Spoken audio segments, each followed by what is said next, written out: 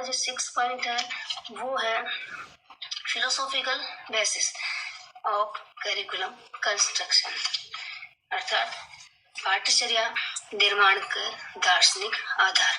पाठ्यचर्या निर्माण के लिए शिक्षा के क्षेत्र में दार्शनिक विचारधाराओं का अपना महत्वपूर्ण स्थान रहा है। विभिन्न दार्शनिक विचारक हुए हैं जिन्होंने, चाहे वो भारतीय दार्शनिक विचारक हो चाहे वो पाश्चात्य दार्शनिक विचार हो, उन्होंने अपने अपने विचार प्रस्तुत किए हैं। तो दार्शनिक विचारधाराओं के बिना समाज के लिए पाठ्यचर्या का निर्माण करना संभव नहीं है। अतः विभिन्न दर्शनों के आधार पर भी हमें, उस संदर्भ में भी हमें पाठ्यचर्या को देखना होगा और उसके अकॉर्डिंग उन सभी दर्शनों को सम्मिलित करते हुए पाठ्यचर्या का निर्माण करना होगा। इसलिए हम प्रत्येक दर्शन को, जो मुख्य मुख्य दर्शन है, उनको यहाँ पर विस्तार से अध्ययन करेंगे कि कौन कौन से दर्शन से हम क्या क्या सामग्री पाठ्यचर्या में रखें। तो सबसे पहला है आइडियलिज्म एंड करिकुलम कंस्ट्रक्शन, अर्थात आदर्शवाद और पाठ्यचर्या निर्माण। तो आदर्शवादी जो विचारधारक है, उनके अनुसार उनका ये मानना था कि मानव को अपने जीवन में शासक मूल्यों को प्राप्त करना चाहिए। उनका जो मुख्य उद्देश्य है मानव का, वो हमारे जो शासक मूल्य हैं उन मूल्यों को प्राप्त करना ही उसका मुख्य उद्देश्य है। आदर्शवादी पाठ्यचर्या में इतिहास और साहित्य को विशेष स्थान दिया गया है। इसके अतिरिक्त धर्मशास्त्र, नीति शास्त्र आदि भी उन्होंने महत्वपूर्ण माने हैं। अतः इन सबको ध्यान में रखते हुए पाठ्यचर्या का निर्माण किया जाना चाहिए। तो ये आदर्शवाद ने कहा। नेक्स्ट है प्रकृतिवाद, नेचुरलिज्म एंड करिकुलम कंस्ट्रक्शन, प्रकृतिवाद एवं पाठ्यचर्या निर्माण। तो प्रकृतिवादी जो विचारधारा थी, उसके अनुसार बालक को सीखने के लिए स्वतंत्र छोड़ने पर बल दिया गया। प्रकृतिवादी कहते थे कि बालक को सीखने के लिए स्वतंत्र छोड़ा जाए, उसे प्रकृति से जोड़ा जाए, वह प्रकृति को देखते हुए और उससे सीखते हुए आगे बढ़ेगा।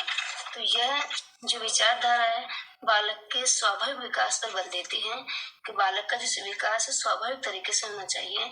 इस उद्देश्य की पूर्ति के लिए प्रकृतिवादी पाठ्यचर्या में खेलकूद, एक्सरसाइज, भ्रमण, नेचर का निरीक्षण करके, ऑब्जर्वेशन करके, ज्योग्राफी कल एस्पेक्ट के आधार पर और विज्ञान आदि जो विषय विभिन्न है उनको स्थान देने के लिए कहा गया है। अतः पाठ्यचर्या निर्माण करते समय प्रकृतिवादी इन विषयों को भी स्थान दिया जाना चाहिए।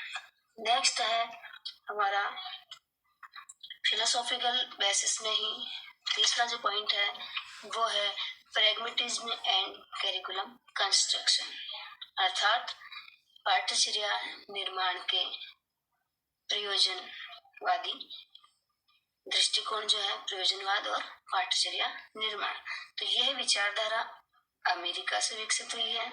इसके अनुसार सत्य परिवर्तनशील है, अर्थात जो हमें वर्तमान में आज दिखता है उसे हम सत्य मानते हैं, लेकिन जैसे जैसे परिवर्तन होते जा रहे हैं वैसे वैसे सत्य भी बदलता चला जाता है। जैसे जैसे हमें नए अनुभव प्राप्त होते हैं, पुराने अनुभव हमारे पीछे छूटते चले जाते हैं और नए अनुभवों को हम स्वीकार कर लेते हैं। मनुष्य और उसकी परिस्थितियां सत्य की निर्माता होती है।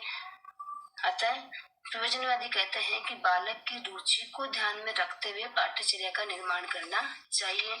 अतः पाठ्यचर्या निर्माण करते समय पाठ्य सामग्री में छात्रों की नीड और उनकी अभिरुचि, उनका किसमें इंटरेस्ट है, उन बातों को ध्यान में रखते हुए पाठ्यचर्या को निर्मित करना चाहिए। इसमें हस्तकला, आर्ट एंड क्राफ्ट, विभिन्न उद्योग धंधे जिसके आधार पर बालक अपना आगे जीवन यापन करेगा, जीविकोपार्जन के साधन बनेंगे, उन पर बल देने के लिए बात कहा गया है, उन पर बल दिया गया है कि इन सबको पाठ्यचर्या के अंतर्गत स्थान दिया जाना चाहिए।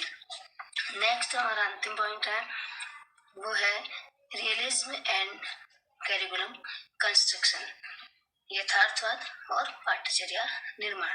तो यथार्थवादी जो विचारधारा के जो लोग हैं वो प्रत्यक्ष जगत को ही वास्तविक मानते हैं कि जो दिख रहा है हमारे सामने है, भौतिक जो जगत है वही वास्तविक है, वही सब कुछ है। तो इस विचारधारा में शिक्षा का उद्देश्य जो बताया गया वो है बालक को भौतिक व्यवस्था को समझना, कि बालक भौतिक व्यवस्था हमारी जो भी है उसको समझे और उसमें से साथ में एडजस्टमेंट करना सीखे। इसी उद्देश्य की पूर्ति के लिए पाठ्यचर्या में उन विषयों को शामिल किया जाना चाहिए जो कि भौतिक जगत को स्पष्ट करती हो। इसमें गणित को, मैथमेटिक्स को, भौतिक एवं सामाजिक विज्ञान जो है उन पर विशेष स्थान देने के लिए कहा गया। तो इन सबको भी पाठ्यचर्या में विषय के रूप में स्थान प्रदान किया जाए, ये कहा है यथार्थवादी दृष्टिकोण विचारधारा के लोगों ने। तो इस प्रकार इन सभी आधारों को ध्यान में रखते हुए और पाठ्यचर्या का निर्माण और विकास किया जाना चाहिए, जिससे कि हमारी जो पाठ्यचर्या है वो वर्तमान परिप्रेक्ष्य में और हमारे भावी जीवन के लिए, फ्यूचर के लिए उपयोगी बन सके। धन्यवाद।